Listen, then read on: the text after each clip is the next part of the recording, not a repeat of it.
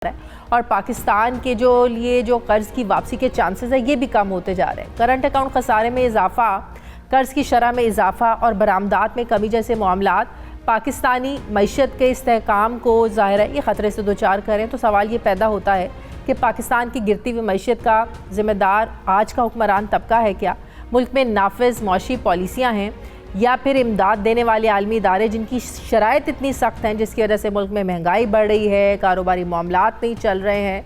क्या मसला है, ये सारा मैं बात करूँगी। मुझे ज्वाइन कर रहे हैं माहिर मौशियात डॉक्टर मुज़म्मिल असलम साहब। अस्सलाम वालेकुम, बहुत बहुत शुक्रिया मुज़म्मिल साहब आपका। मुज़म्मिल साहब, महंगाई 2.25% से बढ़ चुकी है, रेमिटेंसेस 9.27% इनमें कमी आ चुकी है।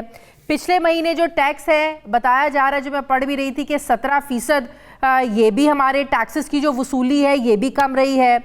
हमारे पिछले महीने की जो टेक्सटाइल एक्सपोर्ट है ये भी कम रही है। और सबसे अलार्मिंग जो सिचुएशन वो ये बताई जा रही है कि स्टेट बैंक के पास जो ज़र मुबादला के ज़खायर हैं ये भी 5 हफ्तों से ज़्यादा के नहीं हैं। तो एक तरफ तो हमारे पास ये सिचुएशन है जो हम पढ़ भी रहे हैं, सुन भी रहे हैं, दूसरी तरफ आज डार साहब आए और सब अच्छा की कहानी सुनाई और चले गए। असल हकीकत क्या है मुज़म्मिल साहब? अच्छा, मैं सबसे पहले तो डार साहब की स्टेटमेंट से शुरू करता हूं। और उन्होंने कहा कि ये जो कुछ लोग सियासी फायदा उठाने के लिए ऐसी बातें करते हैं उससे मायूसी होती है, फिर बाहर के मुल्क के लोग जो हैं वो भी डाउट पे आ जाते हैं और वो सवालात करते हैं। शादिया, बताएं मुझे कि ये सबसे पहले दिवालिया, ये मुल्क दिवालिया और या हमने इस मुल्क को दिवालिया से बचा लिया है। मिस्टर इस्माइल का कोई इंटरव्यू आपने बगैर ये स्टेटमेंट के सुना था कभी? हर इंटरव्यू में उन्होंने ये बात बोली, ये मुल्क दिवालिया हो रहा था, हमने बचा लिया। फिर इसहाक डार साहब ने भी ऐसी बातें की माशाल्लाह के, ठीक है ना। तो आज ये कह रहे हैं कि जो है कुछ लोग सियासत कर रहे हैं इसमें। देखिए, कोई आदमी सियासत नहीं कर सकता। अगर मैं आज बोल दूं कि हाँ जी शाजिया जो है दिवालिया होने वाली है, मेरी भी वाइफ का भी नाम शाजिया समझ लेगा, उनको बोल रहा हूँ, आपको नहीं बोल।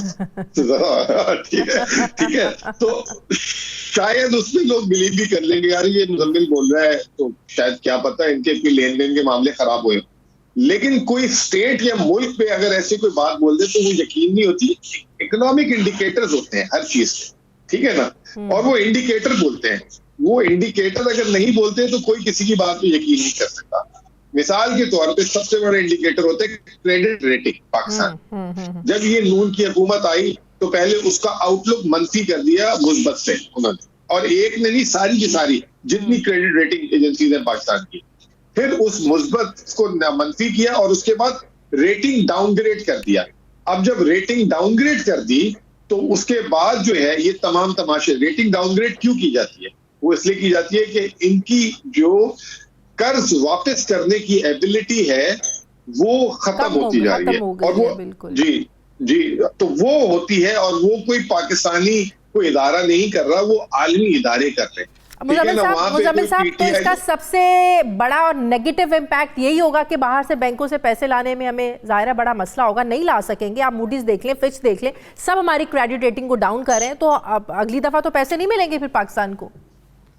वही अब मैं यही बात पे आ रहा था कि अब आप हमारी बात छोड़ देंगे, चले इनको लगता है हम सियासत करते हैं, हम मुल्क को नुकसान पहुंचा रहे हैं, और ये तो बड़े माशाल्लाह जब हमारी हुकूमत थी तो महंगाई मार्च भी ये करते थे, IMF और को कहते थे कि हमने बेच दिया और ये वो, हम तो चले बुरे लोग हैं ना। आज ही अखबार में ट्रिब्यून ने एक स्टोरी लगाई है, और ट्रिब्यून ने स्टोरी लगाई है शहबाज राना ने कि $40 अरब का तखमीना लगाया था इस साल का बैरूनी कर्जा लेने का। 5वां महीना शुरू है, अब तक $4.2 अरब कर्ज मिला। इसके अलावा मैंने ये इसकी कुछ तफसीलात भी लिखी, मैंने इसका रिबटल भी दिया। इसहाक डार साहब ने जैसे कहा कि हम कर्जों को वापस भी करेंगे, हाँ। ऐसा कोई मसला नहीं है। हुकूमत ने अपने बजट में $22.8 अरब बोला कि इस साल हम कर्ज उठाएंगे। अब तक उसमें से $4.2 अरब यानी 18% सिर्फ इनको कर्ज मिला। कमर्शियल लोन जो $7.6 अरब हुकूमत ने तखमीना लगाया था, उसमें से सिर्फ $200 मिलियन मिलता है। तो ये कैसे वापस करेंगे? फिर ये जो बॉन्ड की बात कर रहे हैं, हुकूमत ने नए बॉन्ड के इजरा का $2 अरब का तखमीना लगाया था, उसकी कोई बात ही नहीं हो रही। फिर हमारे पाकिस्तानी एक नया पाकिस्तान सर्टिफिकेट है, उसमें जो है पैसे भेजे थे हुकूमत ने, और पीटीआई के दौर में आपको याद होगा रोशन डिजिटल 5 अरब डॉलर से ज्यादा आ गए थे। उसमें हुकूमत ने 1.6 अरब डॉलर का तखमीना लगाया हुआ है। अभी तक उल्टा उसमें से पैसे आने की जगह निकलना शुरू हो गए। पिछले 6 महीने में $750 मिलियन निकल चुका है। अब इसहाकदार साहब कह रहे हैं कि जी ऐसी बातें आप ना करें। मेरे लिए तो परेशानी की एक और बात है कि पीएसओ के पास फर्नेस ऑयल और एलएनजी खरीदने के पैसे नहीं है। पीएसओ के वाजिबात और वसूलियों का हजम 890 अरब रुपए तक पहुंच गया है। तो ये कितनी अलार्मिंग सिचुएशन है। आप ये छोड़ें, वो आज मुर्गी वालों ने बोल दिए, फीड वालों ने, कि हमारा सोयाबीन जिससे मुर्गी की फीड बनती है उसके वो पोर्ट में है, हुकूमत हमें डॉलर नहीं दे रही, मुल्क में हम अपने कारखाने बंद कर देंगे, फीड के मुर्गी की शॉर्टेज हो जाएगी। फर्नेस ऑयल तो बहुत बड़ी क्वांटिटी में आता है, ये छोटी बात बता रहा हूँ। अच्छा, अब सबसे इंपॉर्टेंट बात है, एक इंसान जैसे साइकोलॉजिकल होता है ना, कि अगर कोई चीज महंगी हो जाए तो वो वैसे ही कह देता है यार मैंने तो पिछले हफ्ते ली थी, ये 1 महीने पहले, साल पहले इतने की थी, इतनी हो गई। लेकिन जो इंसान के दिल पे लगती है ना, सबसे ज्यादा लगती है अगर उसकी आमदनी कम हो जाए या आमदनी में नुकसान हो जाए, वो उसका जो गम है ना वो एक अलग ही किस्म का है ना। यानी बेरोजगार कोई हो जाए या उसकी तनख्वाह उसका इदारा के काट दे या उसको कोई नुकसान हो जाए। पाकिस्तान की आमदनी जो है यूं गिर गई है, रेमिटेंसेस महाना $3 अरब आती थी, वो गिर के $2.2 अरब यानी $800 मिलियन, $80 करोड़ महाना गिरना शुरू हो गई। बरामदात जो $3.2 अरब पे चली गई थी वो 2.4 पे आ गई। तो ये बरामदात गिर गई। तो पाकिस्तान की सिर्फ ये 2 चीजों से $1.5 अरब की महाना आमदनी गिर गई। फिर 6% से ग्रो कर रहे थे, वो इन्होंने कर दिया 2। मैं आपको यकीन जाने, आप मेरी लिख लें बात, अगर ये हुकूमत जून तक रही जो बाजिद है तो ये मनफी में होगी, मनफी में।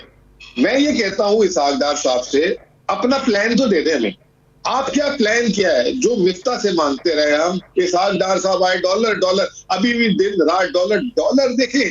मैं डॉलर आप बेशक 10 रुपए का कर देंगे या 300 का कर दें, लोगों के पास खरीदने के पैसे हो और हुकूमत के पास डॉलर देने को, ये होता है पैरामीटर। सही ठीक है ना। अगर ये नहीं है डॉलर रेट, डॉलर दिन रात, आजकल डॉलर की भी बात करते हैं। आईएमएफ के डेलीगेशन में ने भी तो आना था रिव्यू करने के लिए, उनके एक वफ्द ने आना था, वो क्यों नहीं आया?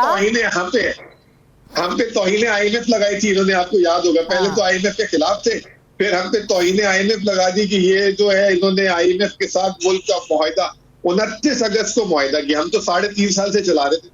29 अगस्त का मुआहिदा जो है 1.5 महीने नहीं खड़े रह सके उस पर। अब आईएमएफ ने 26 अक्टूबर को आना था, उन्होंने काम नहीं आ रहे। फिर उन्होंने 3 नवंबर डेट दी, फिर 16 नवंबर, और अब इस महीने की आखिर भी मना कर दिया है। और आईएमएफ से अब ये उनके पीछे जा रहे हैं बार बार कि जी हमें वेवर्स देते हैं, हम जो है माशी टारगेट पूरे नहीं। आपने गलत बजट क्यों बनाया? आपने अवाम को भी जो है, ये इसहाकदार साहब ने एक वर्ड यूज किया था जब आए थे, पीटीआई वालों ने कौम को खुद्दू बना दिया है। खुद्दू तो इन्होंने सबको बनाने की कोशिश की और आईएमएफ ने पकड़ लिया। अब जो है आईएमएफ को फिर बोलते थे मेरा 25 साल का तजर्बा आईएमएफ से। भाई आप 4.5 साल तो वजीर खजाना रहे पूरी जिंदगी में, तो 25 साल आईएमएफ से कैसे डीलिंग करती? 1998 में 6 महीने के लिए आए थे, 2008-9 में पीपल्स पार्टी की गवर्नमेंट में आए थे, 3 महीने रहे थे, फिर 2013 से 17 तक रहे, 4.5 साल, पौने 5 साल वजीर खजाना रहे। फिर उसके बाद आपने कहा ये मिफ्ता ये तो सारे फारिग है, मैं आईएमएफ को जानता हूँ, मेरा काम है, इट इज माय बिजनेस, मैं जानूं आईएमएफ जाने। अब आईएमएफ ने कर दिया सीधा, आईएमएफ कह रहे जी 800 अरब के टैक्स लगाओ, जब तक टैक्स नहीं लगाओगे हम आएंगे नहीं वापस। फिर कहते थे मूडीज को मैं बिफिटिंग रिप्लाई दूंगा, जिसकी वजह से जो क्रेडिट डिफॉल्ट स्वैप इस वक्त जो हमारा 80% चला गया ना, ये अगर उनको अपनी पोजीशन बताते तो बेहतर होता है। ये उल्टा जो है उनको बिफिटिंग रिप्लाई देने जा रहे हैं। तो सारा का सारा मामला जो है खराब करके आज ये हमें जो है भाषण देने आ गए